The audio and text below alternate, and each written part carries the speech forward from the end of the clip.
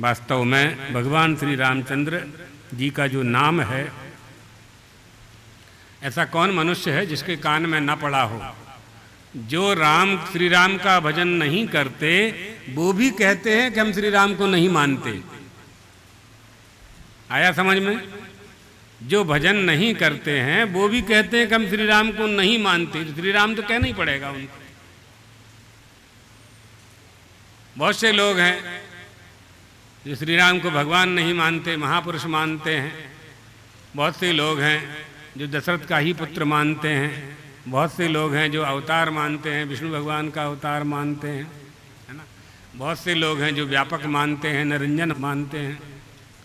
अपनी अपनी बात है, लेकिन अपनी अपनी बात से सिद्धि प्राप्त नहीं होती। सिद्धि तो शास्त्र से प्राप्त होगी। श्री राम से संबंधित जितने भी शास्त्र हैं उनके संबंध में वही शास्त्र प्रमाण हैं। राम तापोपनिषद, तापनी उपनिषद है ना। वाल्मीकि रामायण है, वशिष्ठ रामायण है, आनंद रामायण है, अध्यात्म रामायण है, 50 रामायण है। यही सब प्रमाण हैं श्री राम के। उपनिषद भी प्रमाण है। इसलिए वास्तव में धरती पर भगवान श्री रामचंद्र का नाम उनके पास जो आया है, आज भी पृथ्वी पर जो आया है वो कैसे आया है कि लोग जब मिलते थे आपस में तो कहते थे राम राम, भैया जी राम राम, भैया जी राम राम।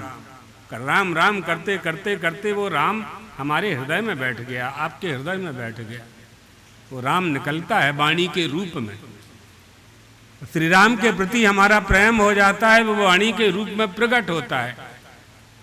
आपका बेटा 10 साल से बाहर गया है पढ़ने के लिए, विदेश गया है, और 10 साल के बाद लौट करके आया है, तो उसकी माँ, उसके पिता उससे लिपट करके रोने लगते हैं।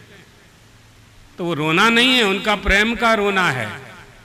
तो आंखों में से आंसू टपकते हैं उनके। तो उनके अंतःकरण में, अंदर हृदय में जो प्रेम भरा है, वो प्रेम गल करके जल बन करके नेत्र के मार्ग से निकलता है। ये प्रेम है। प्रेम जब घनीभूत होता है तो गोवर्धन पर्वत बन जाता है, और प्रेम जब द्रवीभूत होता है तो यमुना का जल बन जाता है।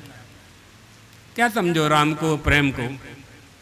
और जो समझ लें उन्हें संसार समझने की आवश्यकता नहीं है। फिर तभी उन्होंने समझा, तभी उन्होंने समझा।